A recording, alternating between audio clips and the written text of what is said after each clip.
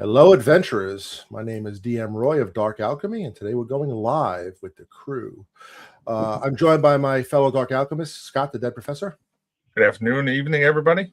I'm joined by Indiana John, the founder of KaliberXperiences. Hello, everyone. Glad to be here. I'm joined by Dave Hayden, the creator of the Kingdom of Keshanar. Thanks, guys. Appreciate the invite. And I'm joined by Alton from Epic Travel Crew. Howdy, everybody. All right. So today is very exciting. We are talking about Dungeons and Dragons like we always do. We're talking about an Egyptian-based source book with magic, an actual Egyptologist that did some research to help this book. We have great artwork and a magic system and a calendar and all the stuff. But first, I want to start off with a Dungeons and Dragons story. Dave, can you start us off with a interesting, funny, or unique D&C story sometime in your vast D&D career? Well, this is sort of a little bit tangential to the actual story, but it is the funny thing that happened as we're developing the Kingdom of Keshanar over at our company. And when we first started advertising for the Kickstarter on Facebook, we kind of sucked in this interesting crowd that were making really just unexpected comments to the, in that, because like you put images up or little videos and then as ads, and then people can like make comments underneath, and we would address every single comment. And the comments so my team was kicking some over to me to like, we don't know what they mean, and it was this sort of like weird tangential theological stuff. And it turns out it's like this modern actual, I hesitate to use the word cult because it's kind of it's a religious group that worships ancient Egyptian gods, and didn't really know. It just started all these conversations, and I kept trying to appropriately address the conversation, but of course they were going into like theological stuff, actual theological stuff with nothing to do with D&D, nothing to do with gaming. It was kind of funny, and one of them got mad at us anyway and called us a bunch of uncouth bystanders of Set. And sounds like a compliment. Yeah, I saw that and like, wow, I've never felt so seen in my whole life. And so now that's that is our logo. Oh, I love that. I love Yeah, that. That's a great shirt, the black and the gold. Yep. Oh, the uncouth bystander of Set. Bystanders of Set. Mm-hmm. That was Gary Con. If I want to represent Dave, can I still get that shirt online somewhere, or do I have to go to a convention to get that?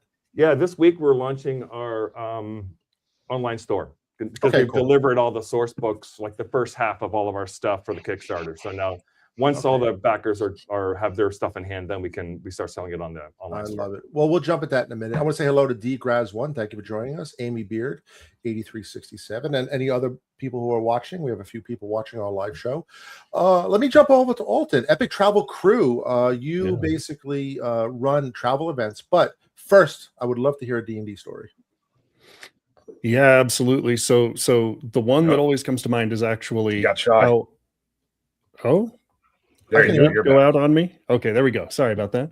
So the one that immediately came to mind is actually how I ended up becoming a dungeon master or a game master and got into role-playing games to begin with. I went into my local game store nearly 20 years ago at this point and just said, hey, I've always wanted to play D&D. What's going on? And they said, well, there's this group that's just started a Pathfinder game. Go ahead and sit down. And they handed me the core book and said, okay, go ahead and build a character, and then turned away and left me to my own devices. Now, I promise you, I did not play the rules correctly for those first 3 episodes, but it did not matter because it was the exact same sequence, 3 episodes in a row of there is a 20-foot by 80-foot hallway, and every time we took a step, he would make us make a perception check. And inevitably, at some point, one of them would fail and he'd set off a trap. And then it'd open up into a gigantic room with nothing into it except 3 hallways leading off of it. And this repeated for 3 weeks in a row. And after the 3rd week, everybody had a conversation about how he needed to do something more with it. Yes. And the GM didn't show up the next week. So everybody turns to me and says, well, you've been really good at like engaging on the storytelling side. You've got really good characters. So how about you be the GM? And we'll walk you through. I said, well, I don't know any of the rules. They said, don't worry about it. We'll help you through the rules. You just tell a story. And since that point, I have been proudly a forever GM and DM, worked my way through dozens of systems. I've owned 2 game stores, worked for a dice company, and now I get to create really cool experiences for nerds. And at the core of it, every time something is successful, I actually go back to that experience because it was and still is all about the story. That is awesome. That is awesome. Let me jump into my fellow Dark Alchemist, the Dead Professor. We went away this weekend to a castle. We played Dungeon Dragons at a location. Can you tell me something about the story that you had? Sure. So I had the pleasure of running Tyranny of Dragons for a group of players in a castle in Pennsylvania. And beautiful site. Everything's fantastic. We're playing in front of a big, stone fireplace. We've got stained glass windows in front of us reflecting off my screen. Oh, there it is. And my players just ate it up. It was like, 3 of them were forever DMs. And this was their opportunity to play. And they were just so hungry for someone to tell them a story for a change instead of having to be the storyteller. To the point where I actually changed the adventure midstream and gave them an entire role play scenario just because I could tell they were starving for it. And I put in, it basically became Ocean's 11 in the middle of D&D, and they had to plan how to get the key, and they just ate it up. And it was just to watch forever DMs just absorb into being players again for the first time, and for some of them 20 plus years. It was just a great feeling to be able to give them an experience. I think we are in a minority here. I think we're all in some way been game masters, professional game masters, or long-time game masters, dungeon masters. And there is kind of a shortage of game masters. Maybe 1 in 10 people actually running, and 9 players looking for a game master. So I think if you can encourage people to actually become game masters, it's important. But also important for game masters to be playing too. Indiana John, do you have a quick story for us from Dungeon Dragons? Yeah, I do. So I guess my original first ever game of D&D, my first character was Frida the Ranger in the Slave Lords. And that's obviously etched into my memory. And just a couple of years ago at Philly Area Gaming Expo, I went to Page, and Harold Johnson was running that module, or one of those modules. And I got to play with Harold and played Frida the Ranger, and it kind of brought me full circle. So I mean, that was pretty special. So that kind of stuff is what experiences that I try to want to make available when we're doing events and things for everybody else. So it was special for me in that case. Awesome. I'll do a quick story. This week coming up, our forever DM, Dungeon Master Evanson, had us made all evil characters. I made an evil gnome wizard who's a demonologist, and I'm looking forward to playing him this Wednesday, and it's going to be a heist. So very exciting. But that takes place in our own world that we created. But Dave, I want to hear about the world you created. Tell me a little bit about the world, why Egypt, and what really calls you to create this book. And while we do that, I'm going to put this little trailer up here, so we have some pictures, and we'll just let that play in the background. So go ahead, Dave, take it away. Yeah, so I started in high school. Actually, it was just I went to this sort of boarding school in Canada that the whole Hogwarts experience is based entirely on the kids that go through that kind of school experience. Yes. And like cricket is Quidditch, and we were sorted into houses, and we had to wear uniforms and robes and stuff, and it's basically the same thing, right? She just very brilliantly injected kind of magic monsters and into that equation. And then, but see, when I discovered Dungeons and Dragons, it just injected the missing elements into my real life experience, right? By bringing the magic and the monsters and the gods into it. And I was always fascinated by ancient Egypt, because who isn't? Pyramids and all pharaohs. It's just incredible, and it's a huge ancient civilization. It's lasted probably longer than any other on Earth, 4,500 years. And but it was actually the thing that really kind of got the hook in was Tracy and Laura Hickman's Desert of Desolation series. So Pharaoh and Oasis of the White Palm. It was those 3 modules, which were one of the very early ones that they developed as professional module writers for TSR. That I bought it and ran it, and it was just like that really just got the hook in deep, because it was like it pivots learning from, and this is a big core theme of what we're trying to do with what we're doing, is I see TTRPG, regardless of like the rules-based system or whatever, as a sort of experiential learning lens. It's learning by experiencing it, as a first-person entity, right? Which is really cool. So if you inject if you make the details accurate and rich, then and it's not just sort of especially like in terms of Egypt, you're not just borrowing all the memes, you know, like sand mummies and pharaohs, but you really go deep into the culture and the technology and the art and everything, you know, and everything but the history, of course, because the players make the history with the DM. But if you make all that really authentic, then you know then you get a lot more learning benefit out of it. Yes, yes. So I'm going to see if I can fast forward this video here to one. You have some awesome. Well, let me stop right here. We have a quick picture of a gelatinous cube, and the gelatinous cube has a mouth. That artwork is absolutely amazing. I never thought, because it's a gelatinous mouth and gelatinous teeth, and I love it. Amazing. Tell me a little bit about the artwork of your world. Yeah, we spent more than, I think we spent the entire Kickstarter take on art. Just art. Yeah, and then so like you're a little bit in the hole on the production and everything, but that's okay because we got inventory, and I'm sure we'll make our way back out. But to stop that one, that's a really good one. So that's one of our characters, Mob Hotep, and so the Keshanar has these, you know, so like necromancy is a normal thing for them because it was a normal thing for the ancient Egyptians, and so people donate their bodies or bodies, you know, slain enemies in battle kind of thing. They animate them and use them to do all the tasks in the city they don't want to do, you know, like walk your dog, clean the streets, and you know, they have a really brilliant sewer system that's connected with that gelatinous cube image that you showed. So there's a sewer system under the entire city that has these grates in the streets called troll holes, and everybody just dumps all their refuse into it, and then the gelatinous cubes eat it. Wow. Wow. Yeah, wouldn't that be nice? You know, if we could do something like that. When I saw this picture, I thought to myself, I want to know what this society is like based on the zombie janitor's point of view. So tell me about like the magic. Like you said, everybody's into necromancy, but you know, how do people use magic in the world, or is it different from the base system? Is it just a focus on necromancy, or is there anything else going on we should know about?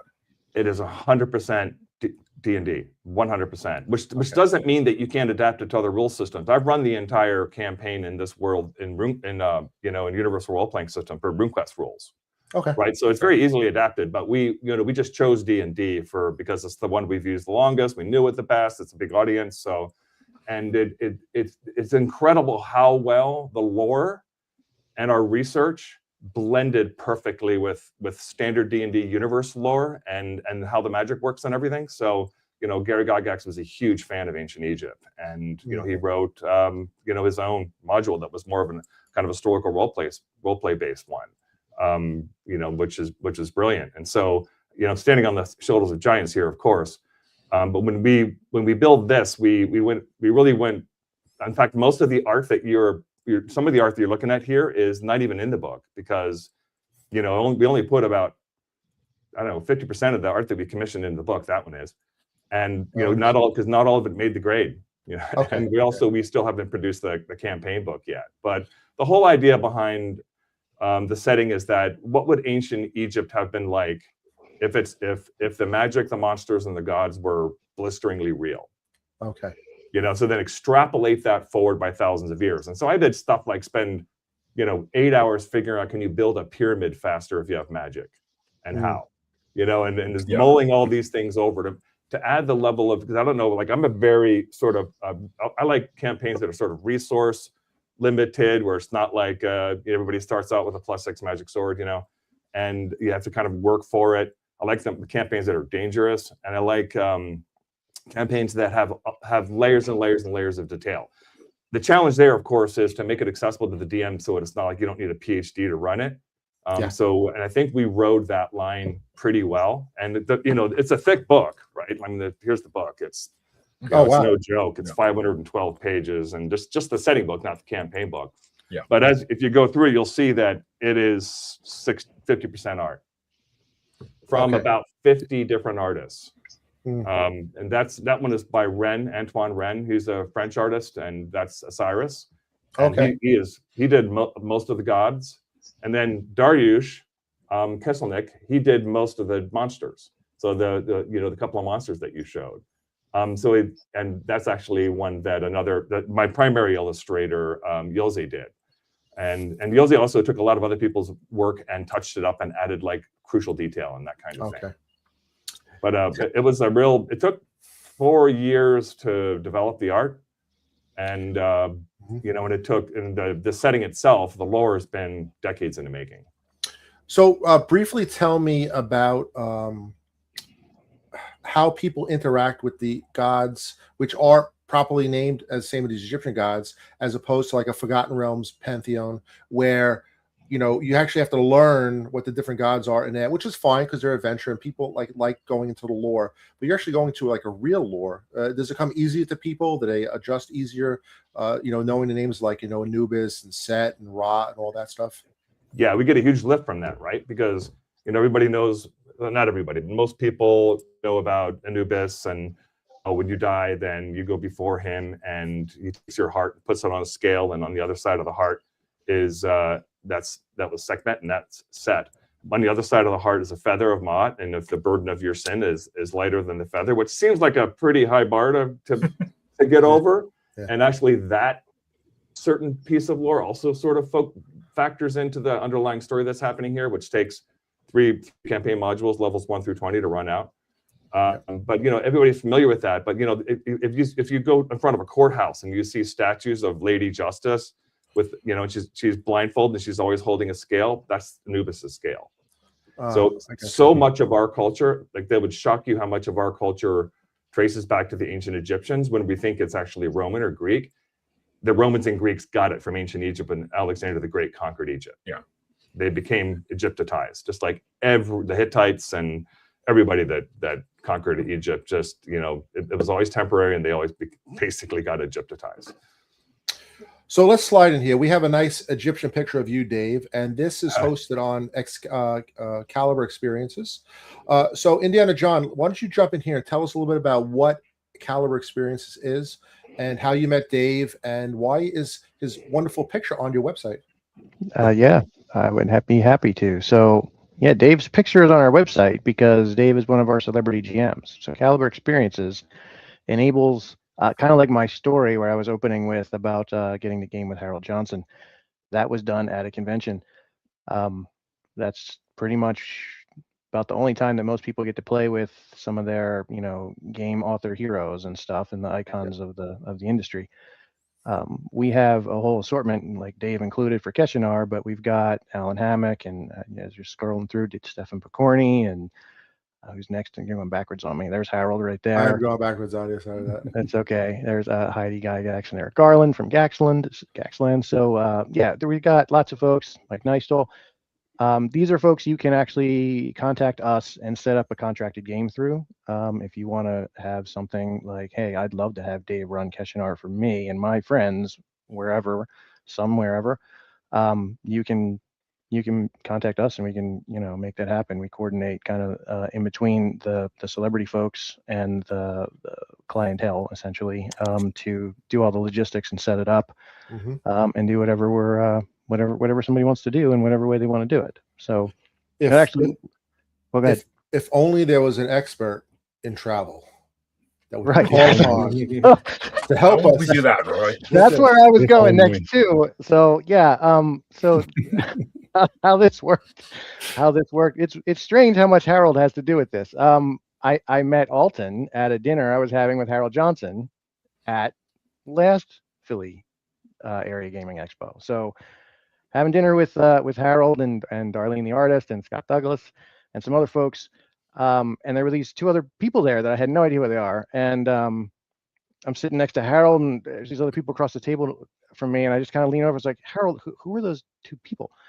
And one of them was Bo from Critical Hit Soda, and I was like, okay, that's cool. And then he just casually says, oh, well, that's Alton. He did that Tracy Hickman Vampire Cruise thing, and I was like, what? I lost it. I was like, because Ravenloft. So my story I didn't tell is because I told it the first time I was on your show, Roy. Yeah. Was that Ravenloft is my favorite. So when I was a little kid, I played Castle Ravenloft with my friends as a little kid, and such. Yeah, and it's just absolutely my favorite. I love Gothic horror. I love Ravenloft, everything about it. And then I saw that this was happening when they did it the first time, and I was like really upset that I didn't get to go. And I said, man, and that's where my company's trying to go too. I kind of want to do activities like that, you know. And for about, you know, however many months that was on my mind, right? Because that's that's the kind of stuff I like to do, and that's what KaliberXperiences is trying to get to. And there I am sitting across the table from apparently Mr. Alton Wheelhouse, who is responsible for this amazing activity of the Vampire Cruise with Tracy and Laura Hickman. And I said, we got to talk. And then we did. And now we're doing events together. So yeah, Alton, that's where we're at. Tell me about the logistics of getting vampire coffins onto a cruise ship. Do you need special certifications for that, or bills of lading? Well, you see, the biggest thing is honestly just the logistics of making sure they're loaded exclusively at night. Exactly. And that's really the trick, is how do you get an overnight port? No. And scrubbing all the garlic out of there. You can't have any garlic on the boat anywhere. Oh yeah, it's the worst. But no, so coincidentally, Curse of Strahd and Ravenloft is also one of my favorite settings. And I was getting ready to run Curse of Strahd for the very first time a little over a decade ago, about 12 years ago, when I met Tracy's daughter. And we started dating. And then all of the members of my group turned and said, oh, well, that means that you've got the inside track and you're going to know everything there is to know. And I immediately canceled the campaign, because I realized that I would be representing Tracy and Laura in their own world, and there was no world in which I was going to run that game anyway but the very best that I possibly could. And so, now over a decade later, Tasha and I are celebrating our 11th anniversary this year. And as we were going into the pandemic, especially, Tracy and Laura, they're getting a little bit older. And I watched as I would work with them behind the scenes at all of these conventions, and Tracy puts himself 100% into it. And by the time that you get to the end of the day and things are closing, his age shows. He was having a lot of back troubles, but it was one of those things where he was attending conventions, spending money to be there, just because he loved being able to interact with people and hear their stories and get to know them. And the only thing at the end of every day that he would complain the most about is, I just want more time. I just want more time with people. Yeah. And I sat there and said, there's an opportunity here. And so over the course of the pandemic, I started talking to him about, well, what if, we focused on doing something that was a little more intimate, that was aimed towards the fans, so that you could get that kind of personal time and that you wouldn't have to be Tracy Hickman, New York Times bestselling author, for a minute and a half, but rather let's take the time so that you actually get to know people on a personal level. He started to get interested in that.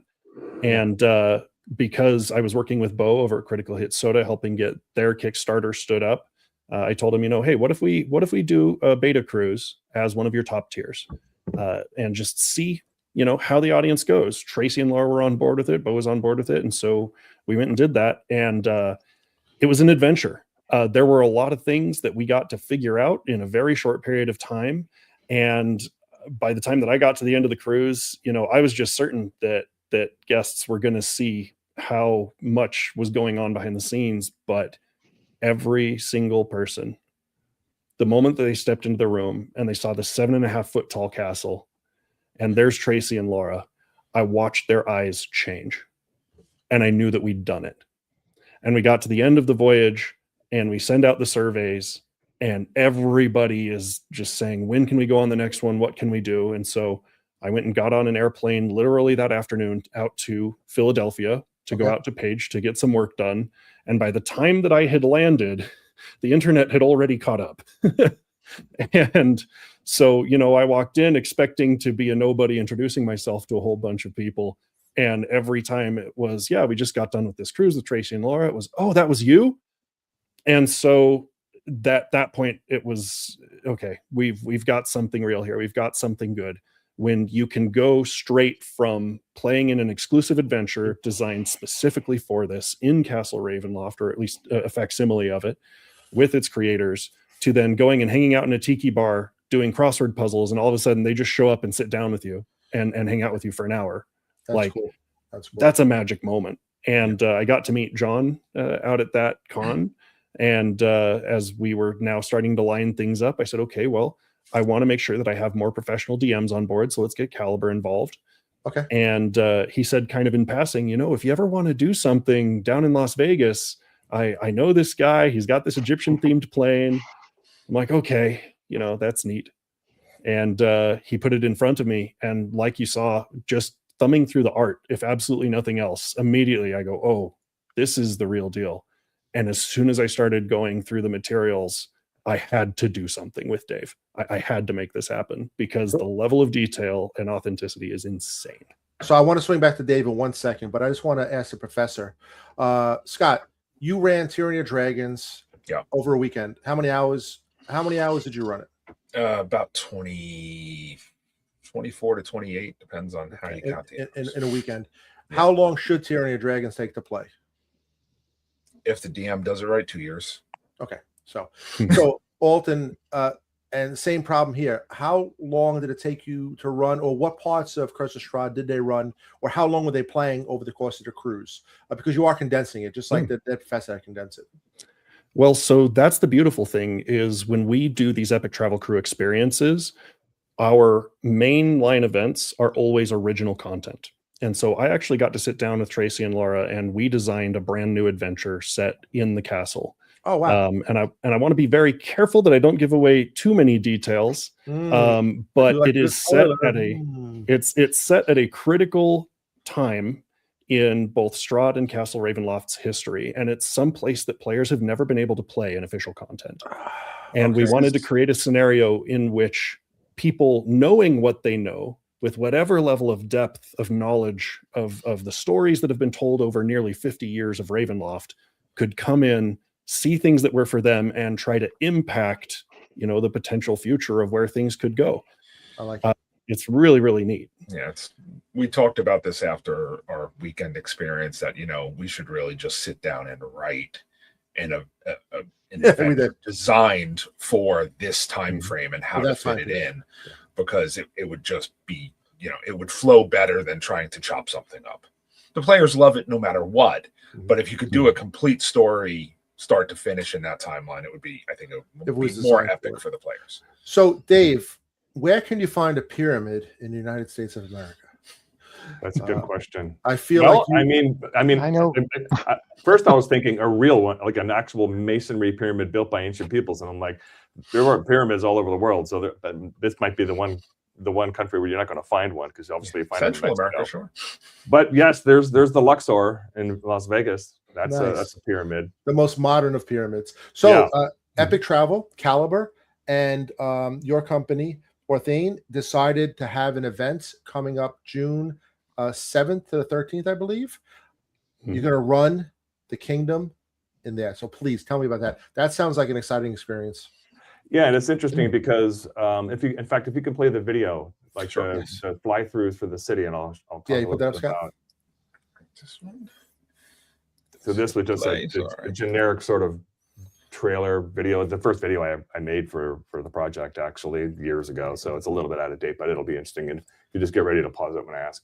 But so it's telling a story right now, and it's that's why it's taken a second. But Raw creates this universe, and that's integral to the lore, and it fits in with the whole concept of like D&D lore in terms of how all the different Spelljammer universes exist, or all the all the systems exist. And I made the planet. It's one of the first things I did, the whole planet of Orthane, so that we could I did it by cloning Google Earth in the way I wanted it to be. Wow. And then here's the big thing: is we actually built the entire city in Unreal Engine. First, we started doing it in Blender, and then I realized you can't run around in Blender, like I can't make it a game, because this was like 4 years ago. And also it wasn't quite right because things weren't sized right and everything. So we literally threw away 3 years of work and started all over again, rebuilt it all in Unreal. But now it's a 25 million square foot city that you can run around in. It's got GM tools, like you can do instant maps, so you can produce maps and drop it into your VTT where anything happens in the system. Yep. And there's just scenes from cons, but yeah, very unique art and the monsters and creatures, and it's all the gods, of course. Now, not all the gods, because there's thousands of Egyptian gods, but there's probably 10 that everybody can name, unless you're an Egyptophile. Yeah. And if you could just pause there for a second.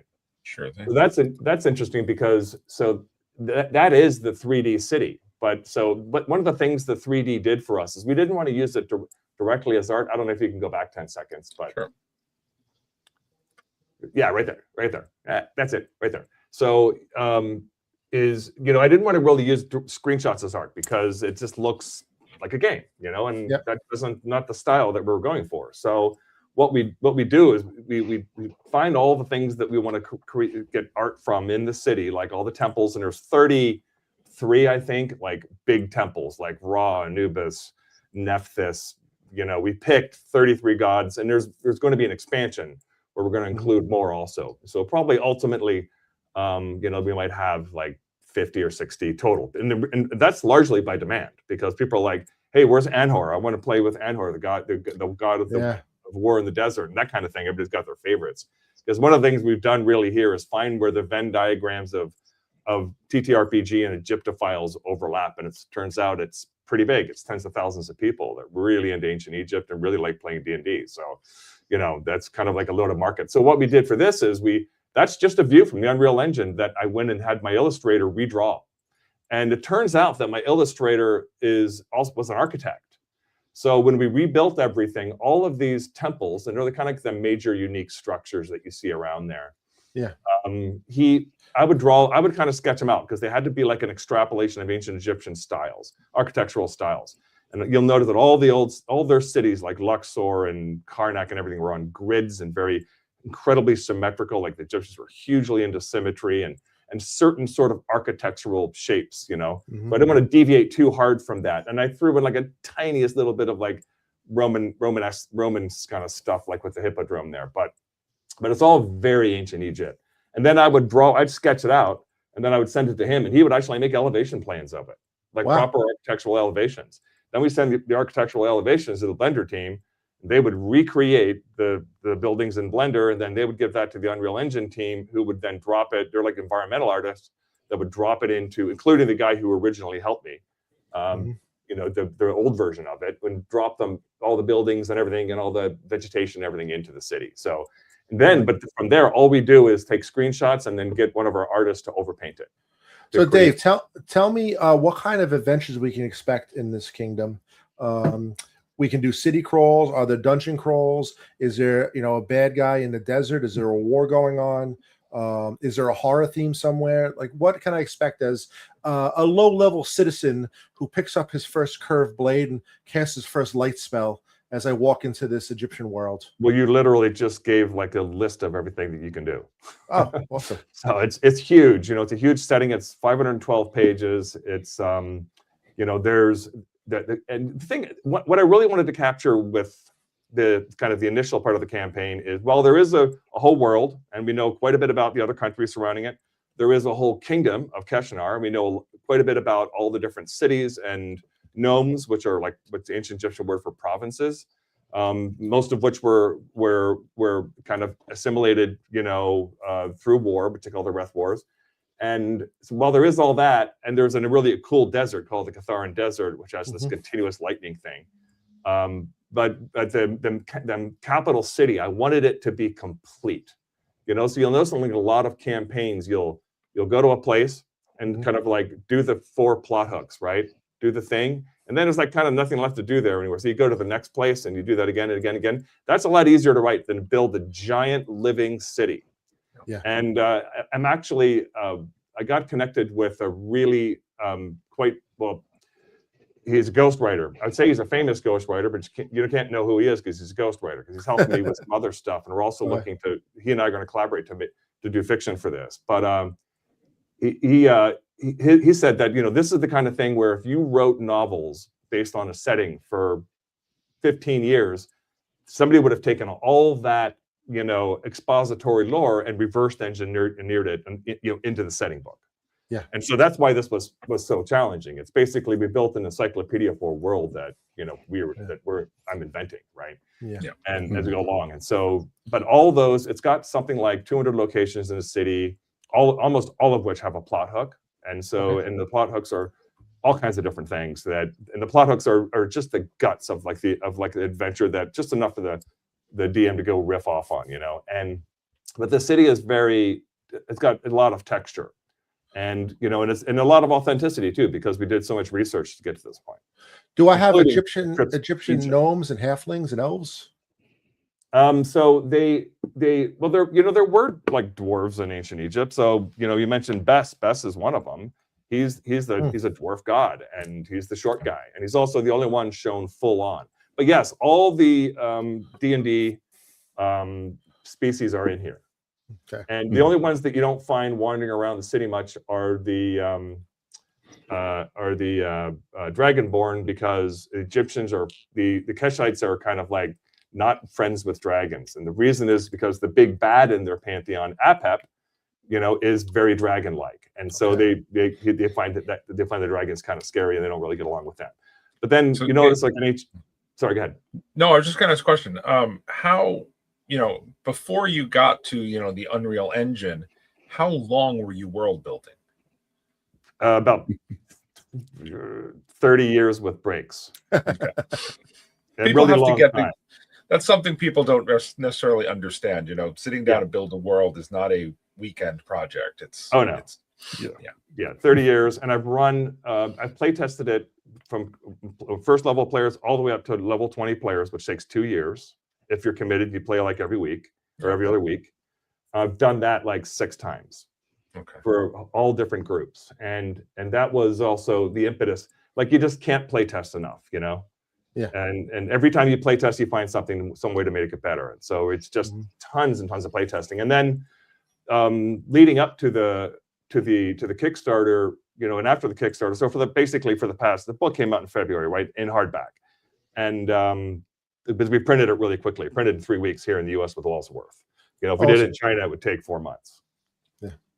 And it was twice as expensive, but I wanted it fast. I wanted it by Gary Con, because I announced the project 3 years in Gary Con. 2 years ago, we launched the Kickstarter, and so I wanted to be able to actually hand them the book a year after that at Gary Con. It was like we were not going to miss. So we killed ourselves to get the layout done and get it to the printer, and the printer managed to get it done in like record time, and we had like a week to spare when we drove them all up. And we have a van. We have a big van that's wrapped with Keshanar graphics, which is like I did see the van. Van. Giant rolling billboard, and but that's handy. So then we go around to cons, we take all our stuff, load it all in there. And speaking of organization, let's turn to Indiana John and Alton of Epic Travel Crew. John, tell me about getting Dungeon Masters for the June events and Luxor, and then we'll slide over to Alton for what is it like to organize something like this and get the players out there and work with a Vegas hotel and say, hey, we want to play D&D over here, and they say, what do you mean? You want to gamble? What's D&D? What is this? Yeah, that is funny when you use the word gaming all the time. It does get a little dicey. No, actually, no pun intended that time. I'm sorry, everybody. I didn't do that one on purpose.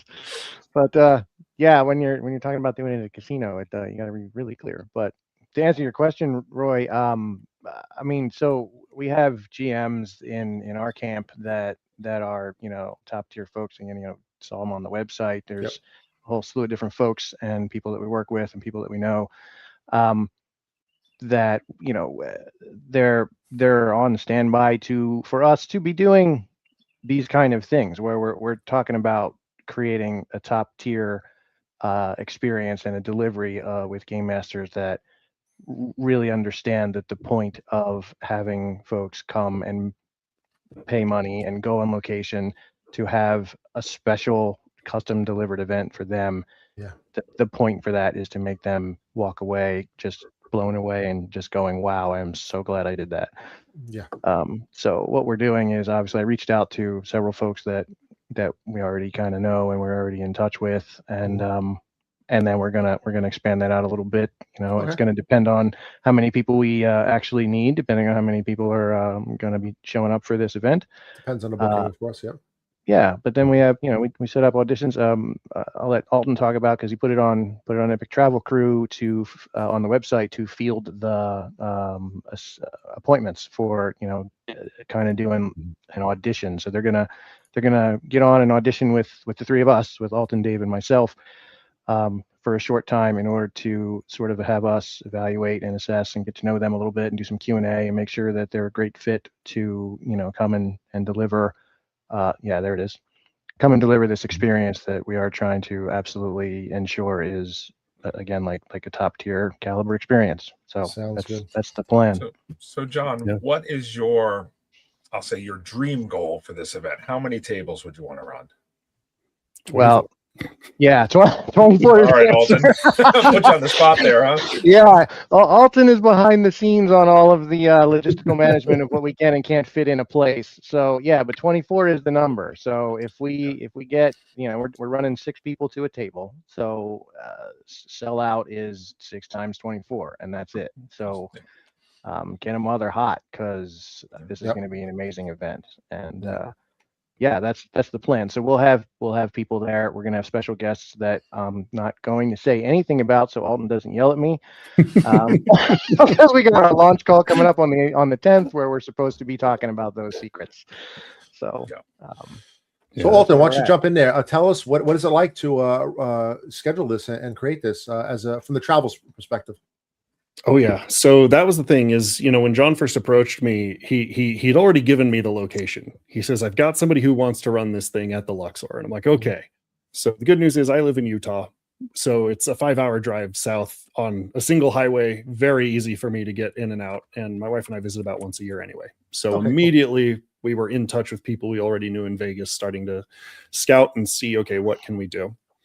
And part of the reason that it's at the Luxor is obviously its association with Egypt, right? It creates some cool opportunities there. Absolutely. But my other hope was that it would mean that we could allow the building itself to become part of the setting. Because a couple of pieces to this that are really important. We know that this is the intersection between Egyptophiles and DMs.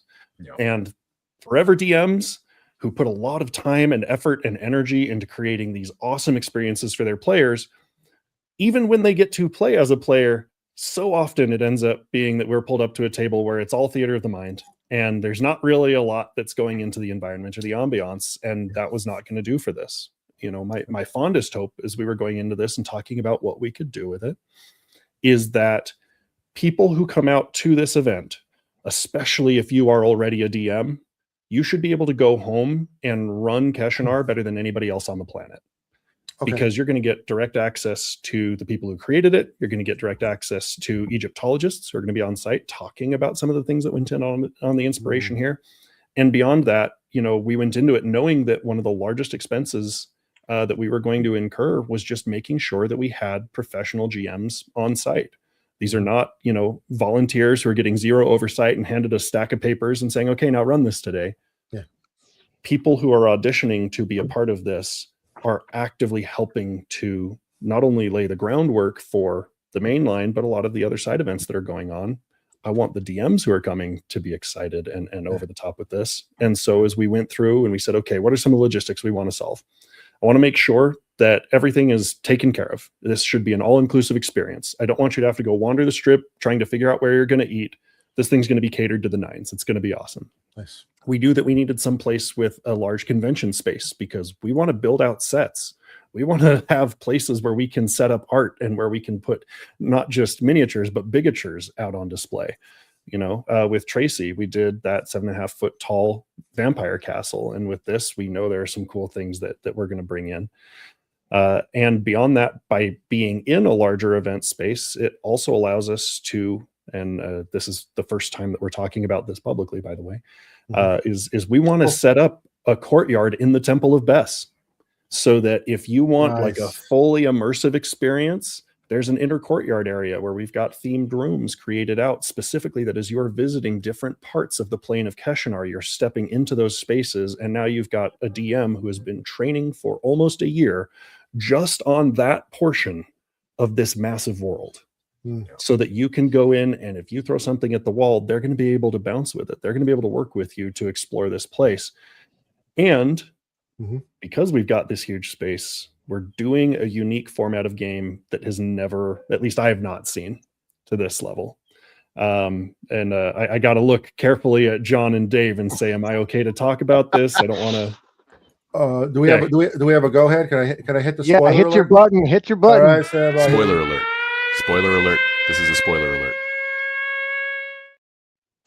All right. I guess we have permission. Go ahead, Alton. Do it. One of the cool pieces of lore that Dave and his team have worked into this universe is that the god Bes is actually known by two different names. One to the people of Keshanar, which is Bes, but also there's this Dwarvish nation to the south who knows Bes as Aha. Now, this is based on real-world Egyptian lore, by the way, but it's been extrapolated out a little bit. And so we said, okay, we want players to be competing for Bes's favor. We want to basically separate people into two groups, those who are followers of Aha and those who are followers of Bes. And we want players to be interacting with each other over the course of multiple days. And so, Professor, earlier you mentioned an Ocean's 11 style game. Yep. Well, Dave has already created a casino heist that's based in the Temple of Bes. And so we said, okay, let's turn this into a multi-day experience where the first couple of days you are just going out across the nation of Keshanar. You're gaining allies, you're gathering magic items, and you're getting information so that when it's time to ultimately try to get in and hopefully out of the vault, you're going to be as equipped as possible. And all of this is set up not necessarily in a traditional tournament style, but the decisions that you make each day with the players who are at your table that day are going to impact not only the story and what happens next, but advantages that are given to your team or disadvantages that are given to the other teams that are playing. The hope with all of this being that we want this to have a gigantic metagame in it, where if you're coming to participate at this table, you are going to learn and experience things that nobody else except the people at that table got to learn. Go out and share it. Talk about it with other players. When you aren't participating in the mainline games, get into some of the side events with these DMs who are still going to be running adventures in that portion of the city so that you can understand the lore and the culture and the other pieces that are ultimately going to help you make it through. Because at the end of the day, Bes is a god. And if you want to impress a god, you have to know everything there is to know about that. So and that, is a little bit of an inelegant spoiler, but we wanted to do something that you can really only do in a place like this, where everybody is coming together and everything is taken care of, so you can go as deep as you want to go. So, Dave, I love and that. yet there's more. Oh, wait, there's more. There's more. There is, but I just wanted to throw out there, we're talking first. a lot about the TTRPG elements, which are going to be stellar. But I mean, we're going to have so many more things going on. Again, like Alton kind of said, it's going to be an immersive set essentially that we're going to be walking around and playing in. We're going to have social hours. We're going to have an escape room. We're going to have all different kinds of things going on. Wow. So let me jump in there.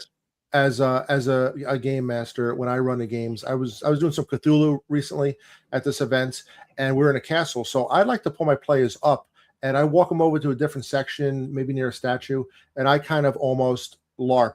Do the live action where I'm the professor and they're talking to me, and I'm giving them some information, and we're not sitting around a table. And I know Scott, the professor, can speak to this. He was a big LARPer for many years, but just getting up, standing, moving around a little bit, but you're still in that game element. And it sounds like, Dave, you're taking us to the whole next level. Would have these different stations, and Indiana John have these different stations you go to, and the interactions between different groups. So, Dave, can you jump on that and let us know anything else? What your thoughts on the interaction aspect of it is, how important that is for gaming? Oh, I think it's really important. Actually, I was skeptical at first when Alton kind of ran this idea by me, because he wanted it to be, not a tournament, but have it be this sort of, networked set of games and lore pods and locations where the players the parties afterwards could talk about it without giving a lot of spoilers, and they have to sort of collaborate to get all the different pieces of the MacGuffin or whatever. Yeah. And we talked a lot about just the logistics of making that work, and but I think it's going to work, and it's going to be very unique. I haven't experienced anything quite like that. I've run similar sort of more tournament style things, but not like this. And I think it's going to be really interesting, and the lore supports it, right? So there's, because the city is so rich. I mean, it's 500 pages of one city. It's maybe 30 pages about the rest of the world, and the rest, the other, 450 pages or whatever are just all about Keshanar City, really. And there's going to be lots of expansions and other things later. And then there's the artists, and just I just wanted to show you, we were complete fanatics about the hieroglyphics, right? So we had cool. One of the first things I did is hire an Egyptologist. We've interviewed a bunch of them, and and to make sure that all the actual hieroglyphics in the book. We can see it good. Yeah. I love it. I should have sent this all before. I'm trying to see if I can just make full screen. If I can make you full screen now. Let's see here. Boom. Cool. I think I can. And there we go. You'll notice that it looks really yeah, that almost looks like stone, like the book you're holding up in front of me. Yeah, well, this is excellent printing. Upstairs, actually, I have a book of the original of this, which is from the governor of Thebes in Aswan, and it's thousands of years old. It looks exactly like this, except that some of the hieroglyphics, like obviously this one is purely is one that is just Keshanar. And then but the rest of them are all. This means Reth, and Reth is the bird that the ancient Egyptians identified with. Which is a lapwing bird, which is why it's got the little thing on the top of its head there, and it means us, the people. It kind of means that's how they identified themselves. And but to do this right, like it took a lot of passes because the cracks have to go through the art, right? They can't just be on top, And so you look at this, and it's like, is that a photograph of wall art in Egypt? It's like that's the level of detail, that we're just fanatics about, and Alton and John are too. So that's refreshing. Like they're matching my intensity, to make to really just make the immersion as solid as possible by adding the art and the detail and the visuals and everything, so that the players. If somebody could read hieroglyphics in real life, could they read your book? Are they accurate? Except for the additional symbols you added in, of course. Well, those are called determinatives, and we only have a few, right? Yeah. There's just a couple. There's one or two. And there's actually two. There's only two. There's one for Thane, which means which is this one, which means first residence is the circle with the one in it, and then of course the Keshanar one, which has the phoenix. But the book has got hundreds and hundreds of hieroglyphics all over it. They're everywhere, and not only that, but there's also like all the chapter headings. There's hieroglyphics for all the chapter headings and everything, and it's all 100% accurate. And so yes, if you take the time, and many of our fans absolutely can read Middle Egyptian, but all of these hieroglyphics are completely real. Sometimes, and they're all things that we authored. Okay, I authored all of these messages. So it's not just something taken off of a wall in ancient Egypt. Like it's worth going to the trouble to unravel these. And and so there's, like I said, there's probably 100 of them in there. I think it's maybe 120. And then there's an entire shadow document for the book that our Egyptologist, Dr. Jill Waller, wrote, which basically talks about all of the different sections and where we're 100% authentic. Like we went so far as to say, like, okay, what kind of fabric were they wearing? Because we had one of our team members was an expert in ancient fabrics and ancient dyeing techniques and things.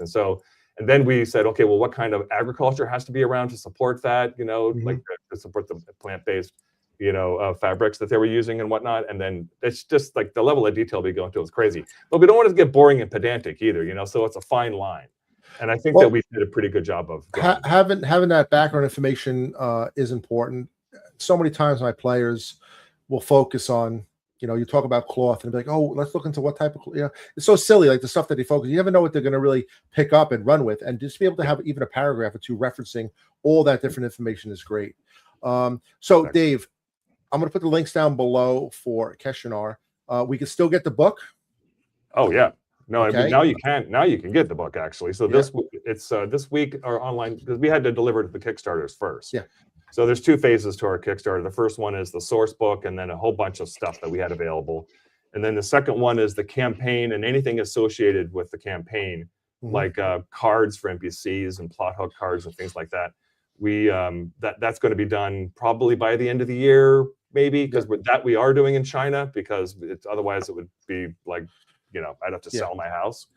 But we can if we want to get we want to jump into this world, we can order the book through you this week in a couple of days. Like I think we're going to probably get the online store launched like definitely by the end of this week. And if you go to our website, there's at the bottom of the website, Keshanar.com, you'll see this contest where you can win one of these.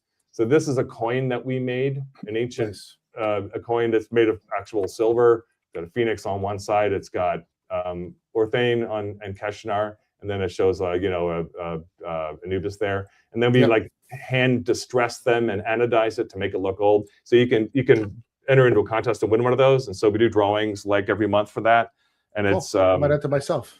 yeah, no, it's worth it. And then you'll get updates, and we try to keep all of our updates and all our communications fun and interesting, and keep engaging our players. And but the campaign will come out hopefully in the next couple of months. I'll finish it, and then it'll come out digitally. And at that point, so like you can take this source book and you can just drop it into your world, right? Yes. And it's kind of ready to go. But then for people that want to run the whole thing full cloth, like have the source book and then run the campaign, which is the next piece we're putting out, they'll be rewarded because the story is just really cool. It kind of shocked us how well a lot of D&D stuff explains weird things about ancient Egypt and vice versa. It like made the hair stand up in the back of our necks as we were like writing this big arc of story. And it'll be the same deal, 1 through 20, 3 books. First one's 1 to 10, 10 to 15, 15 to 20. 15 to 20 happens in the Dewat, in the underworld, and because 20th level D&D players are gods. They're demigods, right? It's hard to play at that level. Yeah, and actually it's weird, right? So how come you can so why can anybody in any world, like as a player, like just or an NPC, can they just just go on an adventure for 2 years and become a demigod? It's hard to explain that, but we actually have an explanation for that too. So a lot of weird things that players ask lots and lots of questions, trying to find cracks in the authenticity of your lore, right? And we kind of already went through that whole process, and that fed the big arc of story. In the end of which, by the way, we don't know what happens because we can't know because it's up to the players. Yes. Yeah. But we know kind of, the branching, logic of it. As a game master, I do enjoy knowing the story, but not totally creating a story. I need my players to help me with that, and the dice to help me with that. So I say we tell the story together. We're going to create the story together. And some of the stuff that comes up, and sometimes even the way the dice roll for a certain chart, something pops up, you're like, oh my God, that makes so much sense. Why did that one roll make the story come together or fall apart for that matter? Speaking of dungeon masters and game masters, Indiana John with KaliberXperiences, we can contact you. Links will be down below. If they want to hire one of the game masters on there or set up an event. So just tell me about the process to contact you, how to pick a game master, and where can they play besides these curated events like they're happening on a cruise or in Vegas. Yeah, absolutely. Right. So we can totally sort of customize what anybody is really looking to do. So you go to the website, you can browse around. We've got community GMs, we've got celebrity GMs. It doesn't need to be anything super earth-shatteringly special. If somebody wants something fairly regular and they're like, you know what, the forever GM guy wants to play in a game with his friends instead of always GMing for his friends, we can come out and GM for you. So one shots, regular ones, whatever we want. So go to the website, check it out, submit a contact form that comes to me and my folks. We will reach out and just essentially talk to you to figure out what it is you're looking for and figure out a way to deliver the package of what you're trying to accomplish in whatever kind of time frame. And we put it together, and then we kind of back and forth about it so that it meets the needs of really what the person is trying to accomplish, whether that's a singular amazing event or a regular kind of continual event. We do learn to plays, we do overnight things, we can do kind of all different kinds of stuff. It's not just tabletop RPGs. There's all different kinds of systems for tabletop RPGs, which we can support, but also we did murder mystery dinners for like businesses and all different kinds of stuff. So there's a lot of different things that are available that we can put together. But also obviously just partnering with Epic Travel Crew really brought it to the next level where I was talking to Alton, and I was like thinking about wanting to do an immersive experience, and I'm like, wait, I know a guy, right? So I was thinking, I know a guy. Listening to Dave explain the amount of like effort, depth, and background that they built, and obviously you can tell what a minimalist that Dave is on, always just cutting corners and going on the cheap. Oh yeah, totally. Yeah. I didn't spend my entire retirement, on a like a boondoggle campaign of incredible detail. I do have a better story now that I thought about this. Like one time I was running a game for Adventurers League at the local gaming store, and when I went in there was 2 tables, and then I took over running a table, but I just did it really mean, and I like not mean so much, but like, you know, those kobolds keep noticing that the players keep standing back up. So now they're just going to start pounding them until they're mush, right? And just playing it a little more, what I felt was realistic. And then I wound up TPKing the whole first party. Ooh, and you know, they split the party. They just, and they got punished for it. And I was worried, but then next thing you know, we had 20 tables in there. And people that was loved that level of authenticity.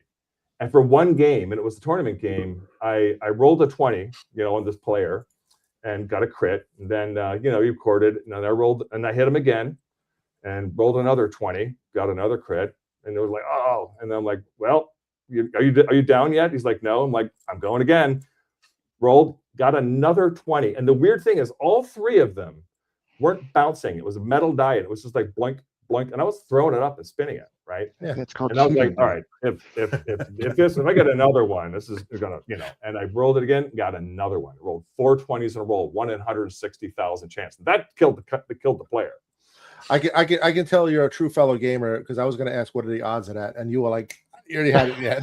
Yeah, if it was one more, it would have been 1 in 3,200,000. But here's another interesting thing. You guys may not know that the ancient Egyptians invented the D20. I think I knew that.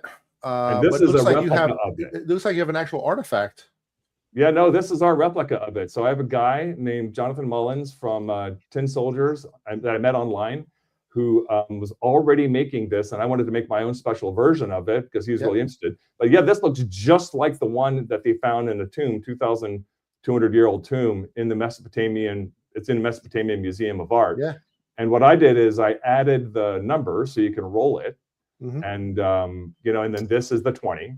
I see the small numbers. I put you on big screen, Dave. I see the small numbers that you can see on the side there. Now these aren't Zane McGowan asked where to buy it. If he's still selling, we'll put those links down below too. Yeah, it'll be on the online store also, like by the end of this week. And also this is Coptic letters, by the way. That's why it's not like hieroglyphics. Oh. But it's printed, but it's also really, it's nicely balanced, and we got a lot of specialized dice. Wow. Yeah, that's my parlor trick. I have to pick one of those up too. Let me slide over to Alton for a minute.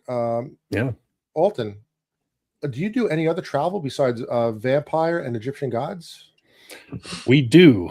And in fact, there's a lot of things that are getting ready to be announced, but the most important ones that we are running right now are the Vampire Cruise with Tracy and Laura Hickman, and Keshanar, which we're going to announce the name next week as we get a little bit closer to the launch for that experience. I'm really excited. That launch is going to be July 10th at 7 p.m. Eastern, and it'll be a digital launch online. This is what we call, our super fan period, where we're going to throw in tons of extra bonuses, and it's the best pricing.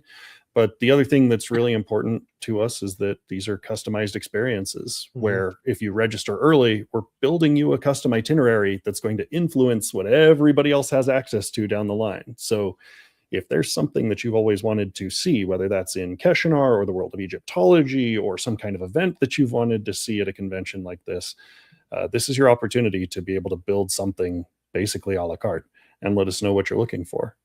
So can I say to you, Alton? Can I say to you, I want to fight a dragon, and also it's my wife's spouse, partner, significant other's birthday. I need to get like a cake. Like, can they contact you for that, and we can make all that happen? Yeah, absolutely. That's part of the thing with this is basically when we were sitting down and talking about the logistics of how to make something like this work, right? When we're talking about a small room, rather than trying to shove 1,000 people into a convention floor and cater to everybody, we want to create something that's really intimate and aimed at the specific people who are in the room. You're not just a name, you're not just a badge number, you're meeting with me and my team. People will know who you are before you enter the room, right? That's the level that we're trying to get to here. That means that there are basically 2 kinds of people that are going to show up to this. They're the people for whom swiping card on, tens of thousands of dollars, not that this is that expensive, but, it's less important than the time that they are spending. Yeah.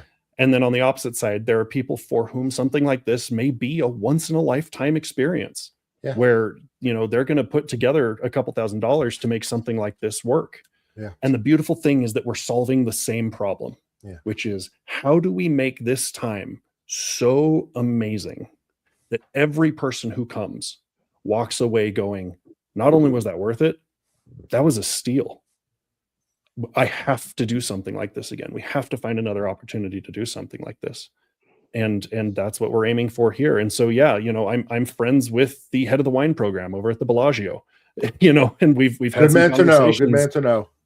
We've had some good conversations about, what would it be like if we did a head wine tasting experience for, some of the VIPs who want to come a couple of days early and hang out with us. And, I'll also drop this one.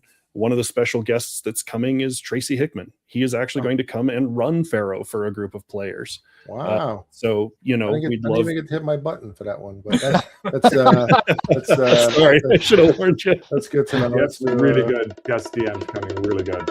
Say it again. Say it again. Little drum roll. Now announcing Tracy Hickman. Yeah. Spoiler alert. Spoiler alert. Yeah, it's one of those things where if it isn't already in the plan and it's something that you want, you let me and my team know, and we're going to find a way to make it work. What you just said there resonated with me for a second, Alton, because I had a brother and sister in my group last weekend, and the sister bought the weekend for the brother as his 50th birthday present.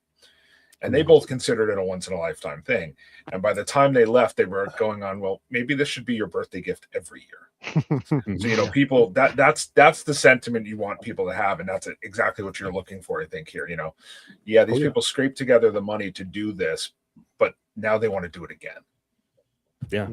The reality of something at this scale is that it is incredibly expensive to put on. The thing that I promised you. The thing that I promise you is that the deals that you see on the call, they are, literally, we have figured out how to pare it down to make sure that we can guarantee the experiences that we're offering. It takes a lot. Yeah. But as we start to hit that upper cap, now I'm saying, okay, I've already got artists on tap who are going to be producing custom resin pieces that'll be all backlit in the walls, and additional experiences that we can add. And that's because at the end of the day, it's not about us. It's about you. You're the one who wants to come and experience this. So let's figure out how to make it awesome. And the more people that come, the more awesome we're going to make it. I think I know the answer to this question, but Amy Beard says, are you looking for people familiar with the game or newbies? I think I know the answer, but go ahead, Dave, answer that question. I'm sorry, run it by me one more time. Are you looking for people who are familiar with Dungeons and Dragons or newbies? Who can go? We can absolutely have newbies. I mean, we're not. You don't need to have. There's no level of experience that you need to do this, and the DMs will be generous, and the other players. There's nothing. Anybody can walk up to any D&D table and instantly start playing. Right? That's the beautiful thing about it. And Alton is we'll take that into consideration so that we don't have like too many. Inexperienced players at a table together. Like we'll get them mixed right, so they'll have the support. Mm-hmm. And it's going to be tons of great swag. I just wanted to show this other die that we did, so this is a crystal die that instead of the 20, if I can find it, it's got the where is it? Hold on a second. There it is. It's got the Eye of Ra. Nice. Yeah, and this one really spins nice. Let me see if I can get it going right here. There you go. A beautiful crystal spinning dice. Although I'm a little, scared of crystal skulls. I don't know if I want a crystal dice there. Don't blame you. So, Professor, any other questions for our Epic Travel crew, Kaliber Xperiences? I think only one thing. I think I know the answer, but I want to make it abundantly clear. This is not the campaign you've written, Dave. This is specific events in this city and world designed for the weekend, like we were talking about earlier, designing something just for this event so it's timed properly and you're gonna finish it. It's a custom 3-day one-shot for a week, 4-day one-shot just for this. That is based on the Luxor, which of course is derived from Luxor, which is also derived from the actual city of Luxor in southern Egypt. So it's we're both ripping it off. But mine is an homage to the Luxor. It's a black pyramid in Keshanar city, because the ancient Egyptians. It's just one little piece of lore that's interesting about this, right? The ancient Egyptians didn't really believe in luck. I mean, they played games of chance, but they were more fatalists, And so that when you were born, the thread of your life, Neith starts spinning the thread of your life, and then Shai, the god of fate, uses these magic scissors to determine its length. So we know when you're going to die, we know how you're going to die, and everything that happens in between is just like chance is really just stuff that interacting with the gods. The gods make that happen. But the dwarves didn't believe this. They, Aha was for them a god of luck, and and so then after they fought a war for like thousands of years, and eventually Aha and Bes, who were the same, the same god but under different names, which is because Aha is an older version of the Egyptian god, tricked both sides into thinking the other capitulated, and that's how they brought them together. But then when the dwarves, who do believe in luck very much so, got a little piece of territory inside of Keshanar city to build like their embassy or their temple, they created the Luxor Temple Casino of Bes. And so it's also Ocean's 11 sort of. It's got some tropey Ocean's 11 stuff in it. So it's funny the coincidence that we had three different heist things. So in this, we didn't even know about it before we came into this conversation. It's really fun. I love it when shit like that happens. Yeah, but to bring it back to that. Oh, go ahead. I feel like I might actually learn something. Also, I might learn a little history there. I feel like it's so intertwined that you're going to make me more educated. Well, yeah, very much so. And it's not overwhelming. And, getting that right was the hardest part of developing this whole thing. And the hardest part of the campaign is the players do not want to be lectured to, right? This isn't a lecture. They're not there. They're, I think they're there to have fun. And if they learn a bunch of cool stuff, also great bonus, right? But the players are there to have fun and to experience all of this. And so breaking up all that information in the right way so that it has to be sort of revealed as the players do things, instead of just the DM going, read this box text. That was tricky. Getting that balance right was really hard, because we want the campaign to be educational, yes, but it's not its main purpose. Main purpose is to have fun and to make the hair stand up in the back of the DM and the players' necks, and arms, when they see these incredible coincidences that happen when you put a bunch of players and the DM together in this kind of setting. And we're not even revealing the full, like for the campaign, we're not even revealing the full story arc to the DMs yet, because we don't want to ruin it for you guys. We don't want to ruin it for you, And so when you get to the third book, if you're halfway through the second book of campaign, you'll start getting strong indicators of what's going on. It'll be really interesting. By the time you get to the third book, of course, then you can just read the whole thing and know. But it is really an interesting story that we've tested really hard. I'm looking forward to putting it out there. Shout out to Carolyn Murphy, by the way. She's from Australia. She's an archaeologist. She's one of our super fans that kind of glommed onto this thing a year before it even existed, and she's also helped me find hundreds of errors in the manuscript before we printed it. So she's she's an archaeologist. Shout out to Carolyn Murphy. Thank you so much. Shout out to Two Reasonable Guys. That's my buddy Glenn. And we had Bob came on. He was a Team Dwarf. He liked the part of the dwarf story. He plays dwarf in our campaign. Really all campaigns. So he had Zane McGowan, 2115, 51. Amy Beard. Amy Beard was jumping on there. Looking forward to translating. So who's Amy? She been helping with some of the translations, or just a super fan? I think she's a fan because she's mentioning the canopic jars, so that when you got mummified in ancient Egypt, which they did for if you had the money, you did it, right? Here's a trivia question for you. How many just animals, like sheer raw numbers of different animals, like cats, jackals, baby lion cubs, did the ancient Egyptians mummify so that they could be buried with them? It's an astronomical number. Yeah, I was going to say, I know cows and stuff. They bring cows with them, sheep and stuff with. But what's the number, Dave? 70 million. I was going to say 13. Right. No, 13 different kinds of animals. But the total volume, the total inventory of that is 70 million. Because this is a civilization that lasted for 4,500 years, right? That janitor is going to be pretty busy. The undead janitor with the broom. That's why he looks like that. Yeah, he's going to be pretty busy. Yeah, he's kind of our mascot. And the interesting thing about him is two things. If you go through the book, you'll see that the artist had to create a skeletal, it's not pure skeleton. It's got some flesh, so it's like a kind of a mix, right? He had to create expressions on that face, because Mahotep has lots of expressions. He gets angry and frustrated and happy and whatever. You know, that was a really big challenge for him. And he has 90,000 followers alone. Dariush is one of the leading kind of horror artists out there. Does lots of different projects. Awesome. Yeah. Awesome. So, all right, we were going over an hour. This was awesome. Let's just go around one more time. Indiana John, tell us one more time where we can find you. KaliberXperiences.com. That's it. All right, and we can reach out to you for any of your Dungeon Master needs across the country. We're going to have epic travel with Alton crew, focusing on a vampire cruise and, of course, the Luxor experience in June. But also any other travel needs. And Dave, you said, I'm just checking my notes here. We have another call, not with us. This is going to be your 10th. Thing. July 10th, early ticket webinar. I'll put that link down below. People know where to find you on this webinar. Is that on your main website or is that a special link? Yeah, so the single best thing that you can do is get onto the newsletter to be notified about that. You can do that at epictravelcrew.com, or if you go to the Kaliber Xperiences Facebook or Instagram, the Keshanar Orthane Facebook, Instagram, or Discord server, or the Epic Travel Crew Instagram, Facebook, or website at epictravelcrew.com. You'll be able to find it. And if you are interested in being a professional GM at one of these, we're opening auditions, so you can go to epictravelcrew.com/audition. Those links will be down below too. Sounds good. Indiana John, favorite class, race, character, favorite character for D&D.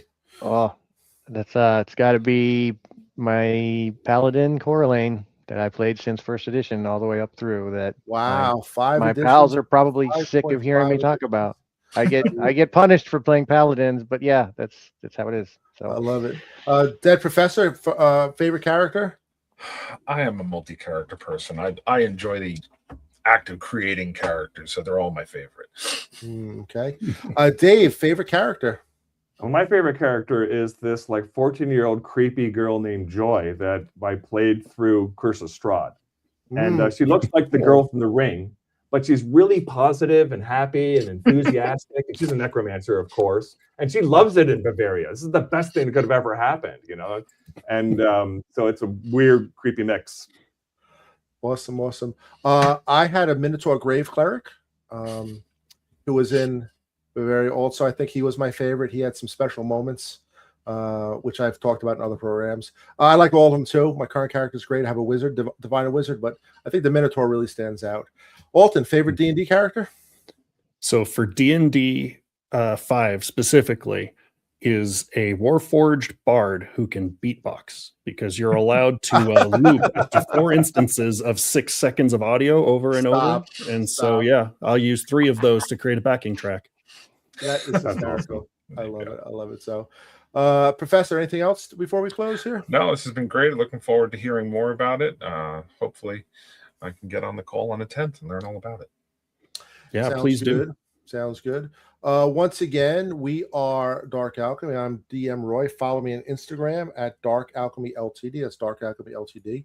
Our forever GM, DM Evanson, was not here today, but he is available on Instagram at DM_Evanson. That's EVENSEN. Adventurers Wanted. Subscribe today. Don't split the party. All the links for Indiana John, the founder of Kaliber Xperiences, will be below. All the links for Alton, Epic Travel Crew, will be down below. And all the links for Dave Hayden's, creator of the Kingdom of Keshanar, will be down below. So follow, and we look forward to seeing your campaign be successful and hearing all about a follow-up interview, unless we're there ourselves, about the Luxor and the adventures that happened there. I hope to see lots of good pictures. That's going to be amazing. And lots of good adventures. So thanks, guys. I appreciate you coming. Thanks. All right, if you guys want to stick around in the green room, I'll end the stream now.